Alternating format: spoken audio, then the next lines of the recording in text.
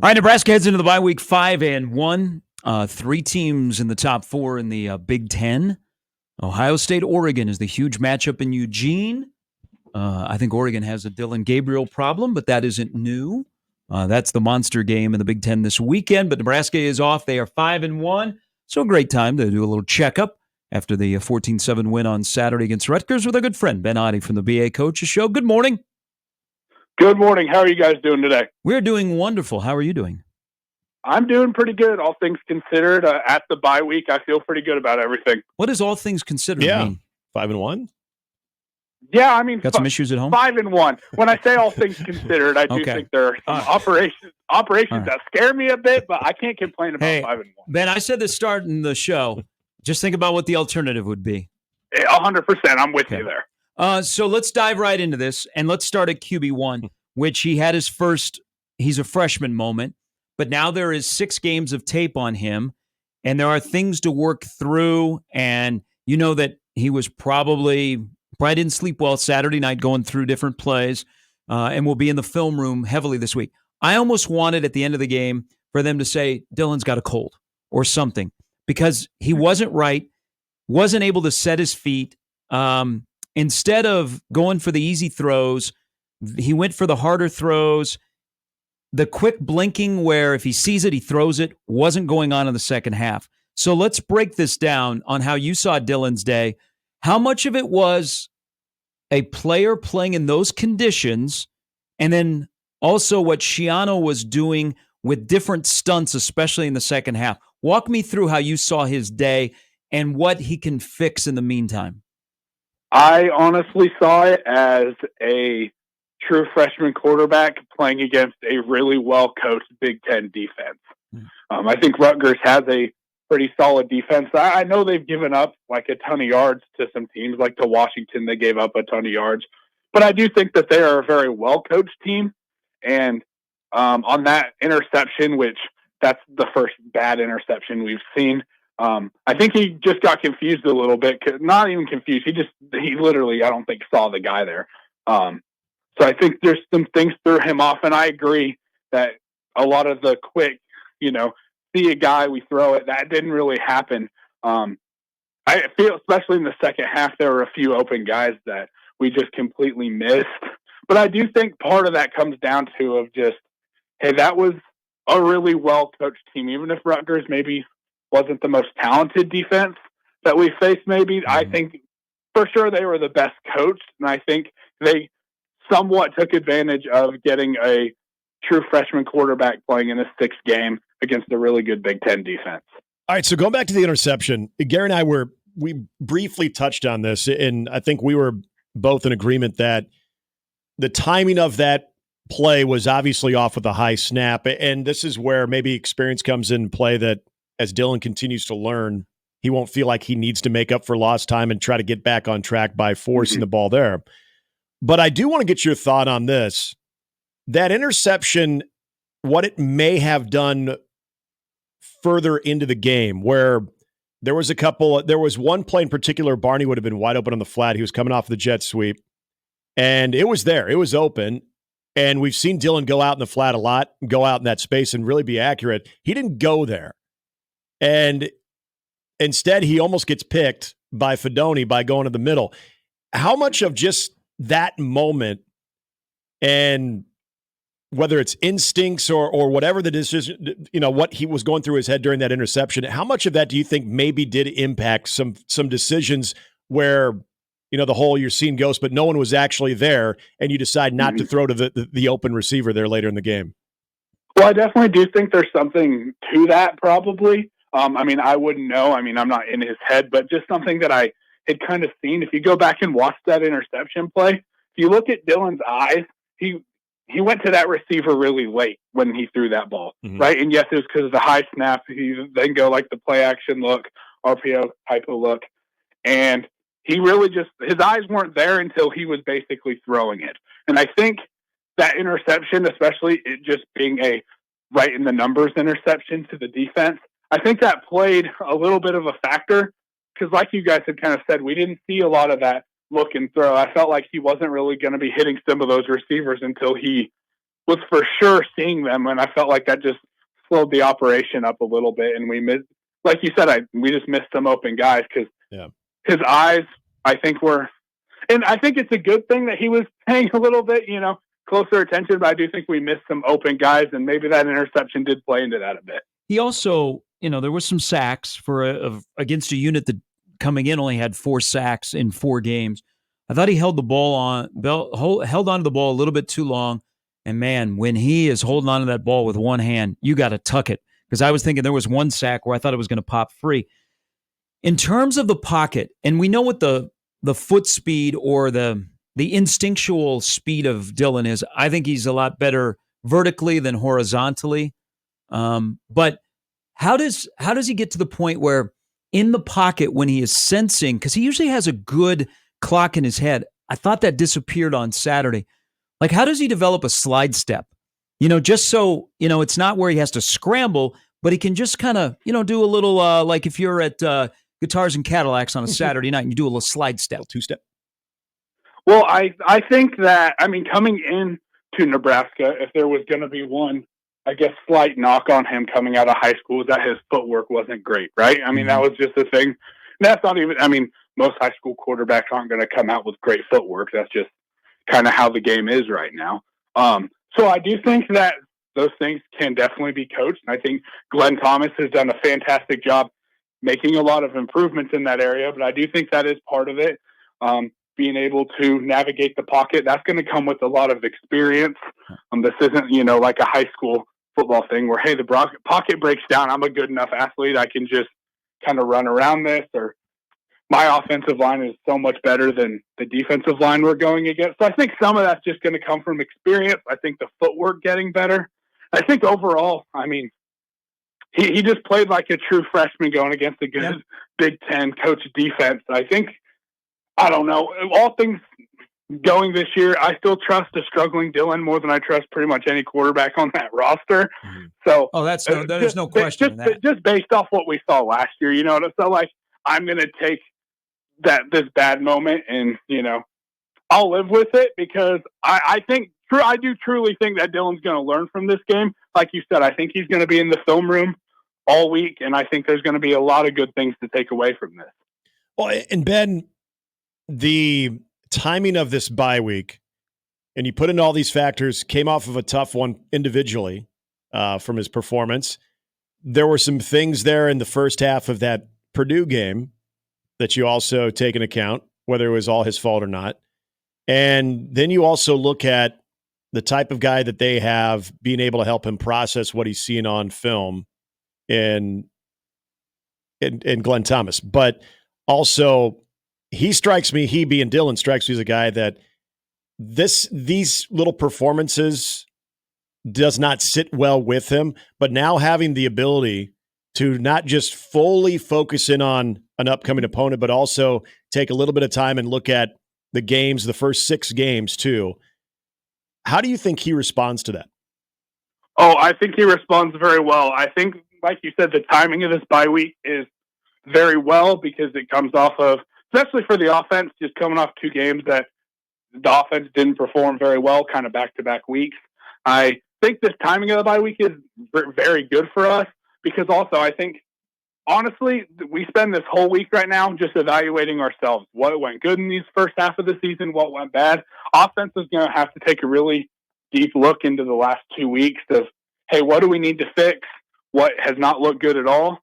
And then before, I think we really don't even start looking at Indiana until next week. I think this entire week, assuming, I don't know how they do theirs, but I would guess this bye week's going to basically be a completely self-scout, just from a coaching perspective and the player film perspective. Hey, when we talk about blowouts in Nebraska and just demolishing a team, we'll usually, and they don't even have a football program anymore, use Pacific. So this was like a Nebraska Pacific beatdown. If you had to use that kind of analogy, how would you go second quarter to the finale of the game? Tony White, defensive coordinator for Nebraska, against Kirk Sriracha, offensive coordinator for Rutgers.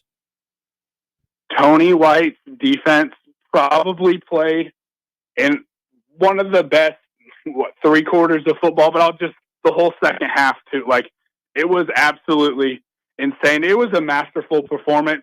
I do say this like half jokingly, but Marcus Satterfield and Ned Foley better be taking him out for a steak dinner this bye week, because, man, he kind of saved some heat off of them a little bit.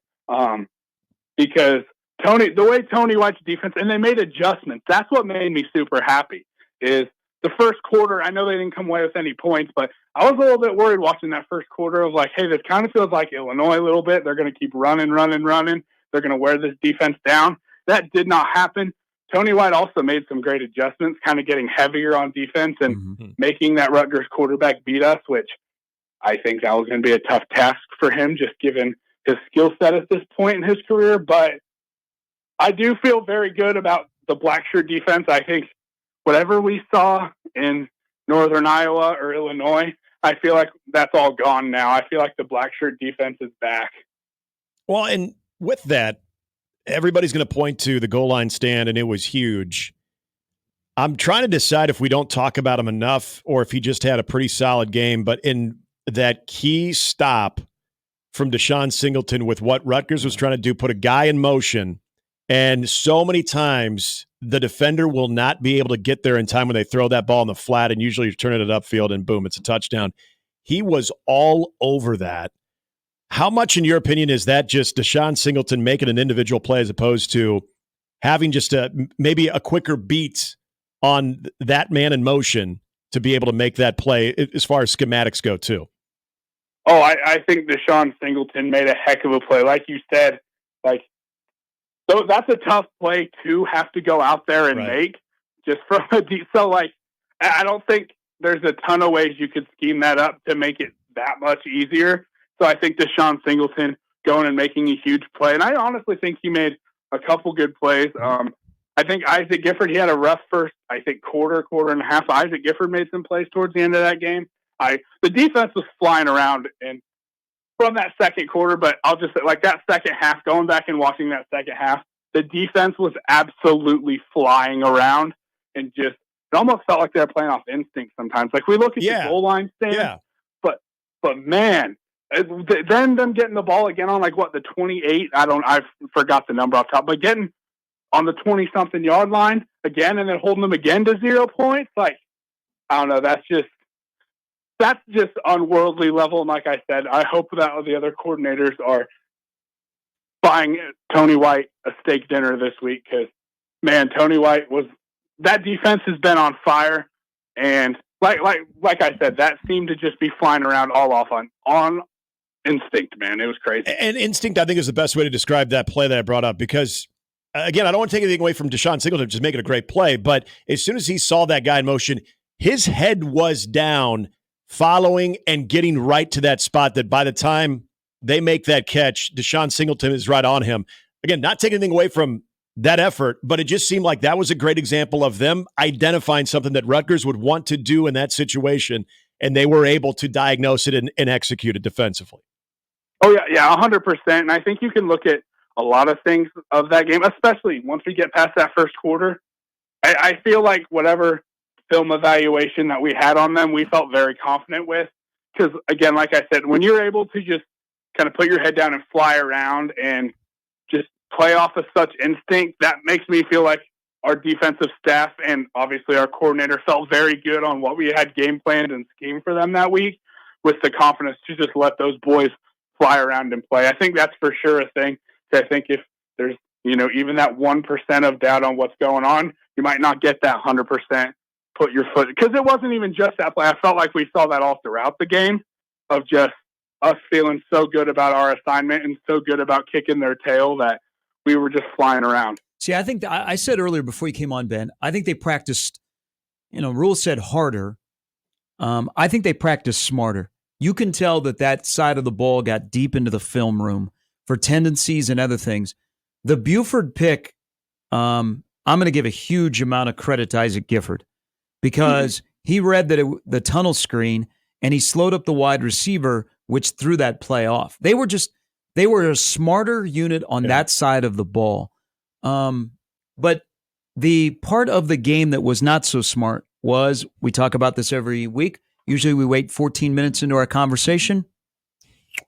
What What is wrong with the coverage schemes? Not just Saturday, but we're 6 games in. What is wrong from your vantage point of the coverage schemes with Nebraska's special teams? I wish I had a solid answer for you right here. I agree that the coverage and punt coverage especially, to me, that has been a lot more. What I saw throughout the whole season so far, but especially Saturday, is way more concerning than any blocked or missed field goal to me. Just because a lot of those, it's like, okay, it was a bad long snapper. We got to figure out the long snapper. I mean, we talked about it last week. Having a gunner going through the back of the end zone on a punt, not a good look. What I thought was very alarming was everyone knows we're punting. We're backed up pretty far. We take a delay a game and then get the ball punted. We get that punt blocked, right after that. That was a really bad look. And we just have guys out there that are missing assignments, missing blocks. I can't remember off the top of my head, and I wouldn't want to call the kid out, but we had one of our guys just completely whiff on two guys that ended up making a big play on that block punt. The one early in the game also, it's just a lot. I'll be real. So I'm not the biggest special teams guru out there, right? I've never been a high school special teams coordinator or whatever. So I reached out to someone who's a college special teams coordinator, and I was just like, hey man, we've been cool for a while. Can you give me what's going on here? Because I'm losing my mind watching these games. And he said a lot of it is obviously execution, repetition, and discipline. And then he texted me again and said, extra emphasis on discipline. So I don't know if that's what's going on. Because I know with the University of Nebraska, they're getting enough reps to try and figure this out. And then he also said, you just got to have guys that understand football out there. You got to coach those things up. When you're talking about, that one kick that, hey, we're ready for hands team here. We don't have anybody blocking. We can't just be taking this one. We got to fair catch that one and just take our losses here. We kind of got bailed out by getting that late hit penalty on that. Hey, it goes back to they're just dumb football. Yeah. Why? And of all people, I don't know when you are the lone man back there because Nebraska thinks there might be an onside kick. Why not fair catch it? Nebraska got 100%. Nebraska got bailed out on sound like a jerk, but that's what you teach high school kids. Yeah. Well, and that's not a freshman back there. That's Ramir, who I think he was at Nebraska before Shiano came back to Rutgers.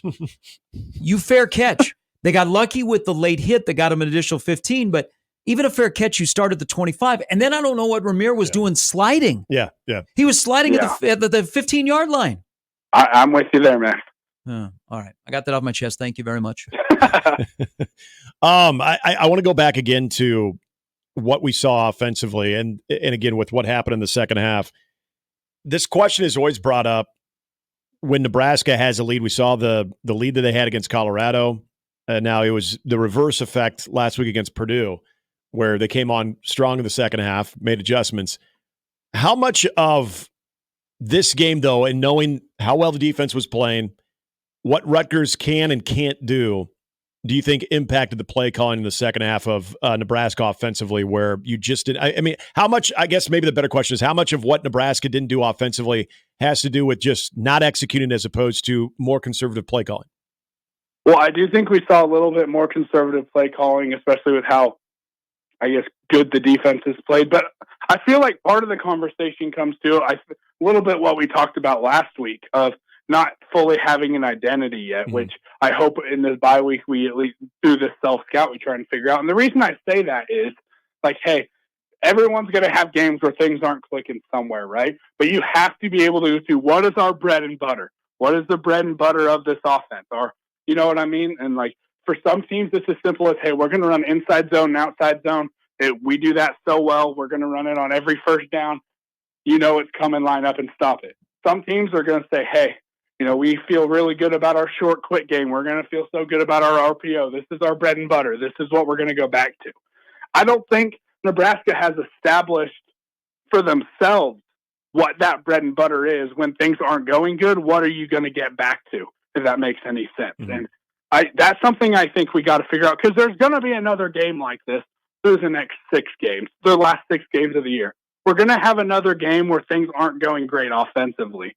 we have to be able to go back to what is the bread and butter of this offense? What are we going to run to try and, hey, we got to get something going. I just don't think we've established that yet. And that's something I really want to see going forward, because I do think Marcus Satterfield, the play design this year, and like I've been like, some of those plays we saw, like that touchdown to Bonner was beautiful. I was taking that, and then that little fake jet, throw it back to Ramir. Like, I was sending that to a whole bunch of my coaching friend offensive coordinators. Like, hey, I'm just saying you might want to study Nebraska a little bit. But some of those things I felt really good with. I think my biggest criticism through the first, 6 games, and again, I know we're 5-1, but offensively, I just want to, like, what is the identity? When things aren't going well, what are we going to go back to get ourselves out of this? Yep. Enjoy the bye week. We will chat on a week from today to get ready for the next 3-game stretch. But as always, appreciate it. Looking forward to all the content this week on the BA Coaches Show.